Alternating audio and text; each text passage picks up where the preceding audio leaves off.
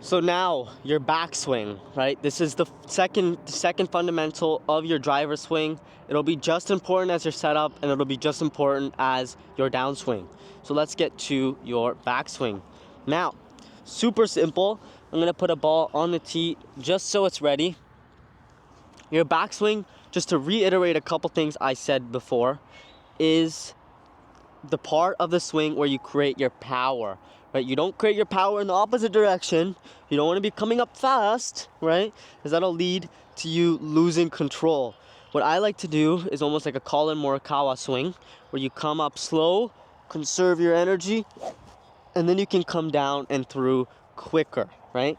Your backswing is the opposite direction of your downswing, right? This is the opposite direction of where you actually want the club to go.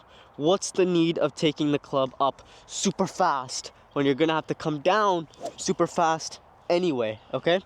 So that's one of the most common things I see is people taking their backswing up way too fast, and there's no real need, right? You may as well take it up slower or even a standard length, and then you can come down and through with some speed, right? You want to conserve your energy, conserve that power.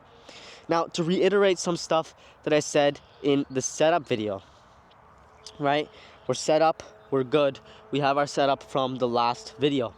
But now, to talk about weight shift, right? What I said in the setup video was you don't want to be laterally shifting in your backswing. When you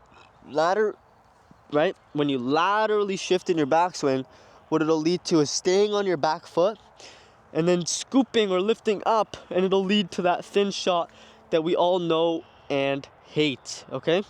So what we're gonna want to do instead would be to rotate around this hip, right? So we're here and we're gonna want to rotate around this hip, right? Rotate, rotate, rotate, rotate.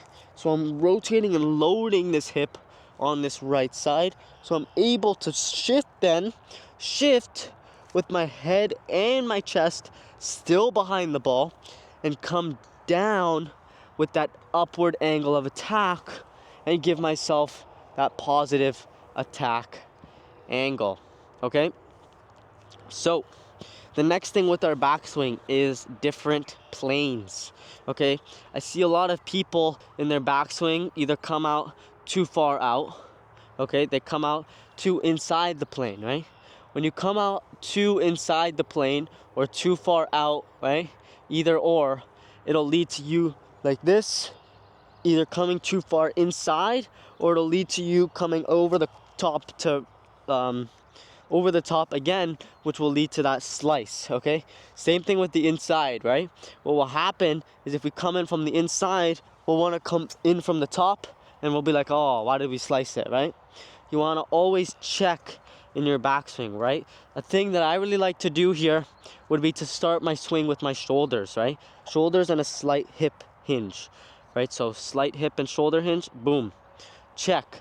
Okay, my club is right here, okay? I'm in line with my club here. Now I'm in a perfect position here to just take the club up and then turn through, right? Perfect position, right? If I go like this and I check, okay, my club is in front of me now, right? If I go like this and I check, okay, now my club is behind me. You want your club to be in line with you, right? So you can go up and swing through, right? So if your club is in front of you there, what it'll lead to is you slicing the ball, right? In front, or just a cold top, right? If your club is in front of you, it could just lead to a cold top, right? Just like that, okay? Usually if your club is behind you, what you'll do to overcompensate is you'll come over the top. If you can get good contact, that will lead to a slice. So coming around, oh, another cold top, right? I don't know what I'm doing wrong. I wonder what's going on. So it's your swing plane, right? You want to always be making sure that your swing plane is on point, okay? So I'm going in my backswing, boom. I'm in the perfect position right here, okay? Boom, take it to the top, okay? Now when you take it to the top here, your lead arm doesn't have to be straight. If you're an older individual, you don't have to straighten your lead arm or feel like you have to straighten it. You can actually have some bend to your lead arm, right? It's okay. It's not a big deal. But you always want to make sure that your right arm, your trail elbow is connected to your body.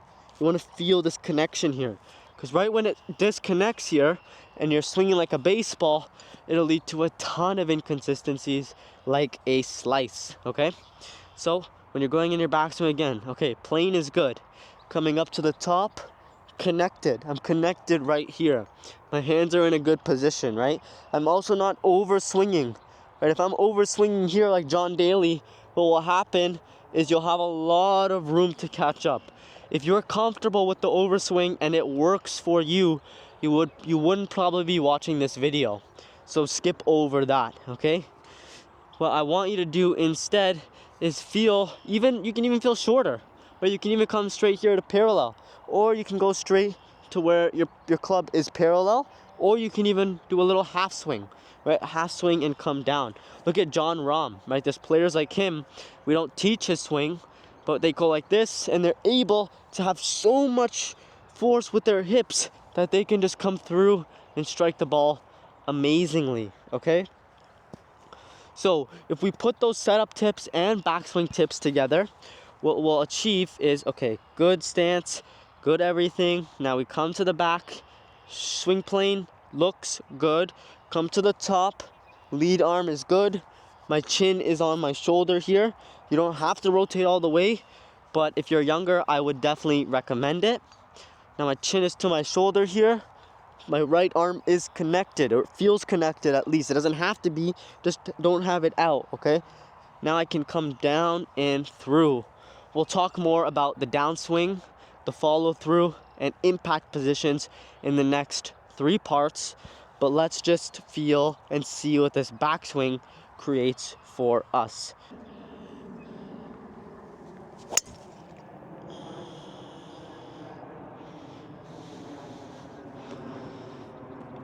Fade up the center, exactly where I wanted to be aiming. And that is about it. So this is the second out of 5 videos. We already talked about setup. This was backswing. Now we need to just talk about your downswing, your impact position, and then your follow through. So there's 3 more parts to this video. Subscribe if you want to see the other 3. Here's my most recent video talking about setup. And turn the bell notification on if you want to get notified exactly when I post, so you can be the first one to see it. If you guys like this type of content, drop a comment down below. I'll see you guys in the next one. Peace.